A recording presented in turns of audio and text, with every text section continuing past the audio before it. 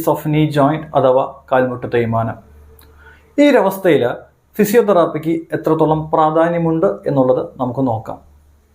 നമ്മൾ ഏതൊരു മെഷീനെ എടുത്ത് നോക്കുകയാണെങ്കിലും ആ മെഷീൻ റിപ്പീറ്റഡ് ആയിട്ട് വർക്ക് ചെയ്ത് കഴിഞ്ഞിട്ടുണ്ടെങ്കിൽ അതിലെ കമ്പോണൻസിനെല്ലാം വെയർ ആൻഡ് ടിയർ സംഭവിക്കും, അതായത് തേയ്മാനം സംഭവിക്കും.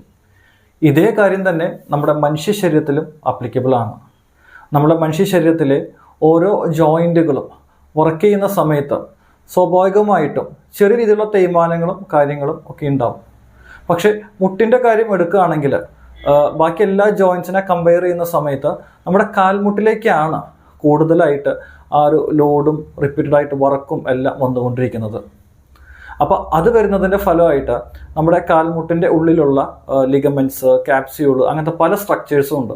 ആ സ്ട്രക്ചേഴ്സിലേക്ക് റിപ്പീറ്റഡായിട്ട് ഈ ലോഡും വർക്കും റിപ്പീറ്റഡായിട്ട് വന്ന് അവിടെ വെയർ ആൻഡ് ടിയർ സംഭവിക്കുകയാണ്, അതായത് തേയ്മാനം സംഭവിക്കുകയാണ്. അപ്പോൾ ഇങ്ങനെ തേയ്മാനം സംഭവിക്കുന്ന സമയത്ത് നമ്മുടെ ആ കാൽമുട്ടിലെ വേദനയും മറ്റു ബുദ്ധിമുട്ടുകളൊക്കെ നമുക്ക് അനുഭവപ്പെടുന്നു. ഇതാണ് ഈ കാൽമുട്ട് തേയ്മാനത്തിൻ്റെ ഒരു മെക്കാനിസം എന്ന് പറയുന്നത്.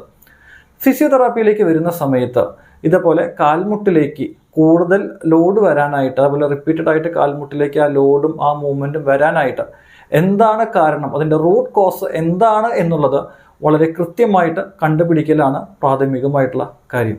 അതായത് ഒരു പക്ഷേ ഒരു വ്യക്തിയുടെ ശരീരഘടന മൂലമോ, അതുമല്ലെങ്കിൽ നടത്തത്തിൻ്റെ തെറ്റായ രീതി മൂലമോ, അതുമല്ലെങ്കിൽ ജോലി സംബന്ധമായിട്ടോ, അല്ലെങ്കിൽ ഏതെങ്കിലും മസിൽ ഇമ്പയർമെൻറ്റ് റിലേറ്റഡ് ആയിട്ടോ, അതുപോലെ ഏതെങ്കിലും ഓട്ടോ ഇമ്മ്യൂൺ ഡിസീസ് റിലേറ്റഡ് ആയിട്ടോ, അങ്ങനെ എന്ത് റൂട്ട് കോസ് കൊണ്ടാണ് ഈ മുട്ടിലേക്ക് കൂടുതൽ റിപ്പീറ്റഡ് ആയിട്ട് സ്ട്രെയിൻ വന്ന് അവിടെ തേയ്മാനം സംഭവിക്കുന്നത് എന്ന് വളരെ കൃത്യമായിട്ട് മനസ്സിലാക്കി ആ റൂട്ട് കോസിനെ അഡ്രസ്സ് ചെയ്തുകൊണ്ടാണ് ഫിസിയോതെറാപ്പി ട്രീറ്റ്മെൻറ്റുകൾ മുന്നോട്ട് പോകുന്നുണ്ടാവുക.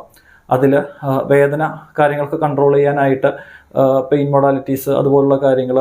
ഇപ്പോൾ ഈ മുട്ട് തേയ്മാനത്തിൻ്റെ ഒരു റൂട്ട് കോസ് ശരീരഘടന, പോസ്ചർ റിലേറ്റഡ് ആയിട്ടാണെങ്കിൽ ആ മുട്ട് തേയ്മാനത്തിൻ്റെ റിഹാബിലിറ്റേഷനിൽ ഈ പോസ്റ്റൽ കറക്ഷൻ കൂടെ ചിലപ്പോൾ ഇൻകോപ്പറേറ്റ് ചെയ്യുന്നുണ്ടാവും. ഒരു പക്ഷേ ജോലി സംബന്ധമായിട്ടാണ് ആ ഒരു മുട്ട് തേയ്മാനത്തിൻ്റെ തോത് കൂട്ടുന്നത് എന്നുണ്ടെങ്കിൽ അവർക്ക് എർഗണോമിക് അഡ്വൈസുകൾ അതുപോലുള്ള കാര്യങ്ങൾ കൊടുത്തുകൊണ്ടായിരിക്കും അവരുടെ ആ ഒരു റിഹാബിലിറ്റേഷൻ മുന്നോട്ട് കൊണ്ടുപോകുന്നുണ്ടാവുക.